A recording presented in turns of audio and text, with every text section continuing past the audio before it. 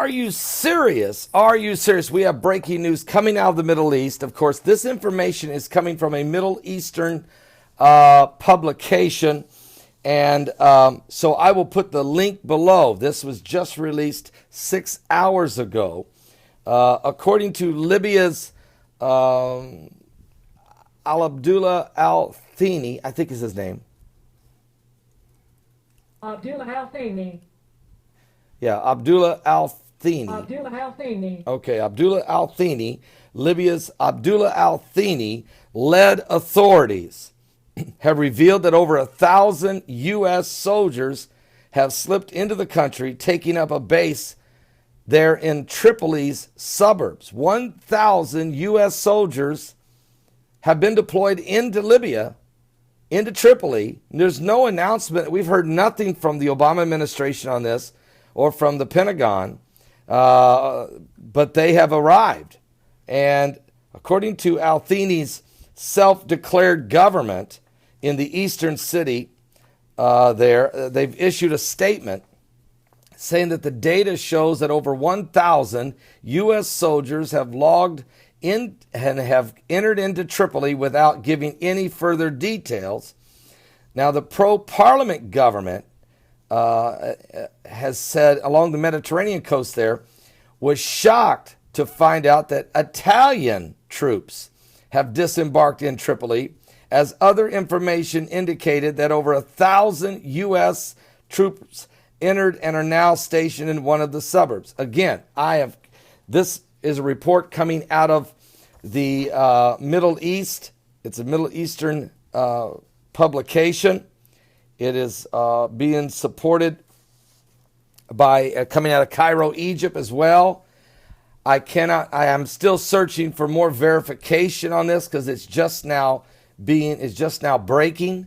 And again, I am looking for more confirmation on this subject, on this potential situation. One of the three conflicting authorities in Libya's Al-Thani's self-pronounced government is considered that the presence of Italians boots on the ground in Libya is a loud and blatant meddling in Libya's internal affairs and overriding its sovereignty, noting that it represents a first step for a potential occupation that will be confronted and resisted by all Libyans. Now, that's according to the self-proclaimed Al-Thani government, Abdullah Al-Thani.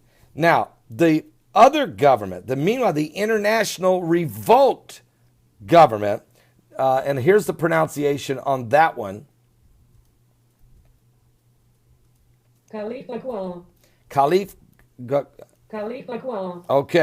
Agwal, National Salvation Government, who's been revoked and had seized control over Tripoli's 4 new ministerial buildings, pushing the crisis even further. So you have two governments. One that's self-proclaimed, says they're in charge, Al-Thani's, and then you have the other one that's been revoked by the international community and says, no, this is not.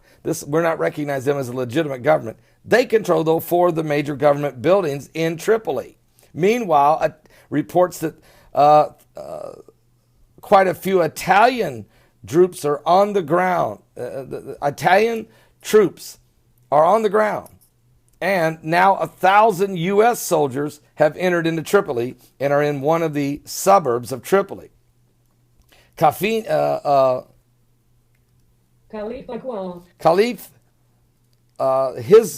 told the Associated Press, their government told the Associated Press by phone from Tripoli that his forces controlled the ministries of defense, labor, and the martyrs of the wounded. And his so-called National Salvation Government was formed by the outgoing parliament after a dispute in the 2014 transfer of power that led to the establishments of rival governments, each backed by an array of militants. So the UN have helped establish a third government in Tripoli last year. And so we're going to have to wait and see how this all works out. So in other words, the UN has a government in there, a puppet government. Then, of course, there's the self-proclaimed government of Abdullah Al-Thani. And then there is the government that's been revoked by the international community, who has possession of 4 of those buildings. Khalifa Kuala. So Khalif thinks he's going to be in charge, but the world doesn't think so. And then the UN puts one in. And then there's the one that says, look, we're really in charge. So reports are that the United States has deployed 1,000 special units into Libya, into Tripoli.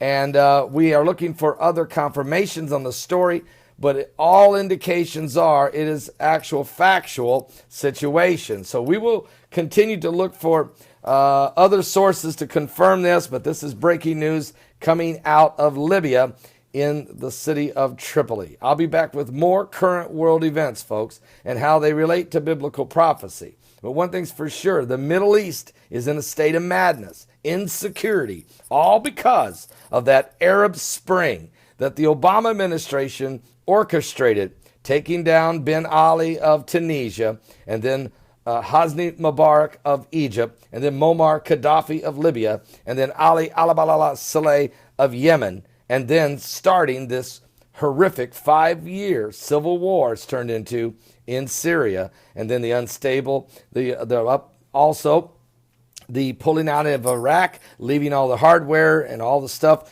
ISIS was formed. ISIS and atrocities they've done in both Iraq and in Syria. The Kurds have been punished. The Christians have been butchered. The Yiddies have been murdered. And of course, Turkey's got involved. Jordan got involved. Saudi Arabia got involved. The United States certainly got involved, along with the British and the French. And then here came the Russians and the Iranians. You already had Al-Qaeda and Al-Nusra. And so it's just and then Assad is there. And so it's just been an ugly, ugly, ugly mess. And I thought we were getting out of it. And so I'm shocked that 7 days before the Trump administration takes over, 7 days before, we're sending 3,000 troops to the Russian border in Poland with tanks and armored vehicles. And we just deployed 1,000 troops right into Tripoli.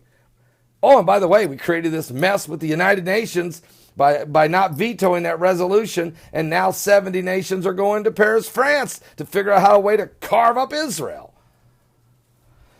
Are you serious? Wars and rumors of wars. Nations rising against nations and kingdoms against kingdoms. Exactly what Jesus Christ said would happen in the last days in Matthew 24. Now pray for our troops.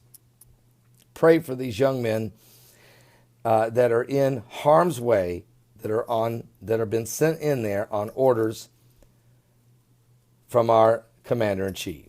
We'll wait for more current world events and how they relate to biblical prophecy. Give your life to Jesus Christ, folks.